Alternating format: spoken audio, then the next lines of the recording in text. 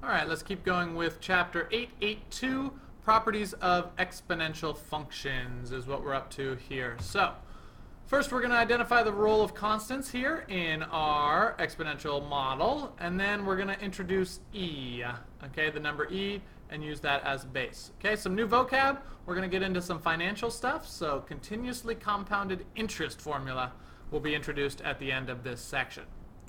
All right, first things first, let's get our skills check.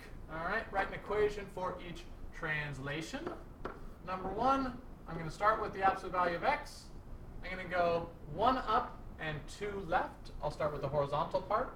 2 to the left, we go opposite, so plus 2. And then outside, up 1. Okay? So that's what you need to do for 2, 3, and 4. All right, adopt those. And then number 5, write each equation in simplest form. Assume that all variables are positive. So number 5, we need to distribute y equals x to the 4 and 4 cancel to the negative fifth now. And remember that negative exponents flip us over. So 1 over x to the fifth would be the simplest form with positive exponents. So you do 6 and 7 and try to do 8 as well to wrap things up here. All right, on we go to 8.2. Let's compare some graphs here. So again, we're going to be taking a parent function and moving things around. All right, so let me do a quick graph here of this. All right, so at 0, we're at a, so we start at 1/2, make a dot. Okay, and then 2 to the first power is 2. And 2 times 1/2 is 1, so 1 turns into 1. And then 2 squared, plug in 2 here for x, 2 squared is 4. Half of that is 2. So we're up here, and away we go. All right, so what would happen if we did the negative in front here? Okay, so that's going to be a vertical flip. So we're going to have the exact same graph, but flipped over.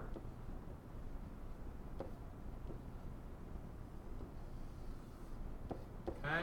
Instead of getting really, really big, now we're going to be getting really, really small as x gets bigger. All right? And we do need to label the asymptotes. What line are we not crossing? Here we're not crossing the line. Y equals 0.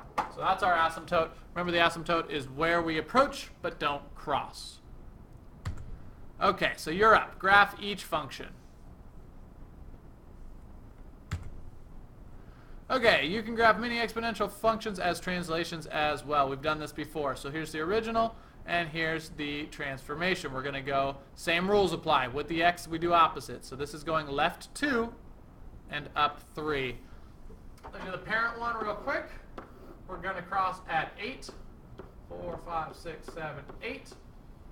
If x is 1, 1/2 to the first is 1/2. Half of 8 is 4. And if x is 2, 1/2 squared is 1/4. 1/4 of 8 is 2. So we've got these points. We've got 0, 8. We've got 1, 4. And we've got 2, 2. All right, that's our exponential decay model. All right. Now, what would happen if we moved this left 2 and up 3? All of our x's and y's would just change by that much. So 0 becomes negative 2, and 8 becomes 11. So we're going to move this point and just make it negative 2, comma 11. All right, 1 becomes negative 1, and 4 becomes 7. 2, 3, 4, 5, 6, 7. And 2, 2 becomes 0, 5. And we're just shifted over and up. Okay? Just shifted over and up. Sorry, this should cross over right here because we're above it. Get rid of this bottom part. Oops.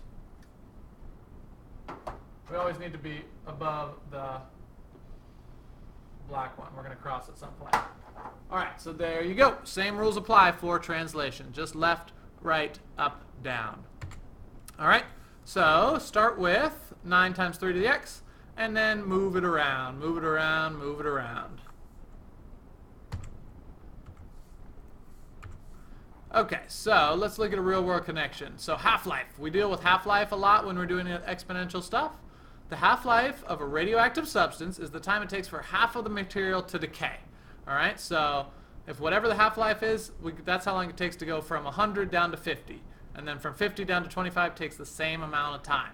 Okay, so technetium-99, which has a half-life of 6 hours, make a table showing the amount of technetium-99m that remains at the end of each 6-hour interval for 36 hours. Okay, then write an exponential function to find the amount that remains after 75 hours. All right, so here we go. Number of intervals. The first interval lasts for 6 hours, second interval 12 hours, and so on, so forth. Okay, and we're just going to half every single interval. So after 6 hours, one interval, we're down to 50. Then half it again, we're down to 25. Then half it again, and half it again, and half it again, and half it again. These are rounded off to 2 decimal places. Let's come up with the formula here. So y equals, what did we start with? 100. Remember, that's our A. What are we multiplying by each time?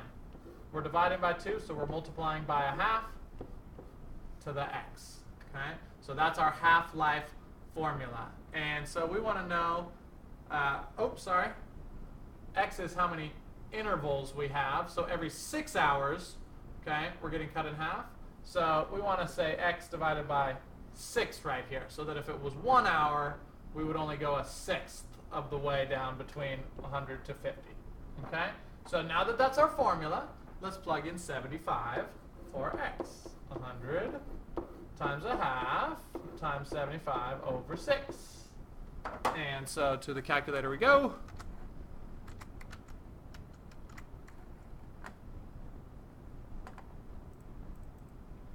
(100) times 0.5 to the 75 over 6. And so not very much left after 75 hours. But there is always going to be a little bit left, okay, because our asymptote here is 0. All right, understanding check number 3. You're up. Give it a shot.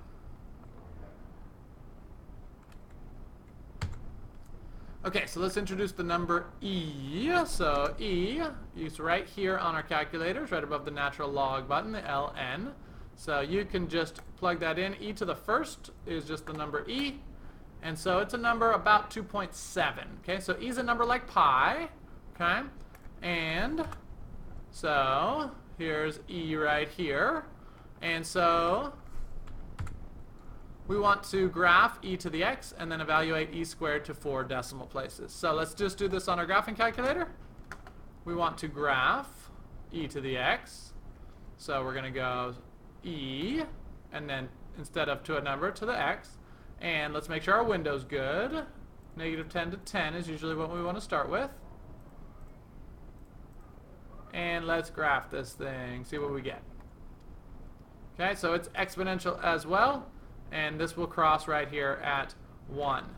All right, and let's evaluate e to the second to 4 decimal places. All right, 2 ways we can do this. We can hit the trace and move over until x is 2. And we get pretty close. Okay, we could zoom in, or let's just go back and actually plug this in. Second e squared. Boom, there we go. 7.3891. We want to round it off right here. 4 decimal places. All right, so your turn. All right, so plug this into your calculator and get 4 decimal places for these 3. Okay, last thing here. We've got a formula for continuously compounded interest. So you go to the bank, you give them some money, you expect to get more money out at the end because they're giving you interest. All right, and so if it's continuously compounded, which means that interest is be given all the time. Right? They don't wait and just in the morning every day give you a little interest. Interest is happening all the time. Your formula is PERT, how we refer to it. A, which is the amount you currently have, equals P, the principal, that was the starting amount, times E, okay, your natural base, E, R, T are exponents. R is your annual rate of interest. T is your time in years. How long is that being put into the bank? All right, so suppose you invest $10,050, so that's our principal right away. Annual interest rate of 5.5%, 0.055, got to be in decimals. Okay? Compounded continuously, how much will you have in the account after 5 years? T is 5. All right, so we're just going to plug it straight in. A equals PERT. We write the formula right above it. P is 1050. E, R is 0.055. Remember, E is not a variable. E is an actual number. Okay, it's about 2.7. And T is 5. And so we can plug this straight into our calculator. 1050 times E to the 0.055 times 5. Enter. And our $10,050 has risen to $1,382 over those 5 years. Not a lot, but certainly better than if you hadn't put it in the bank at all. All right, so you're up. Use that same formula and figure out how much you'll have after 3 years. And that's it. That's all you need to know for 8.2. Questions, make sure we get them answered in class.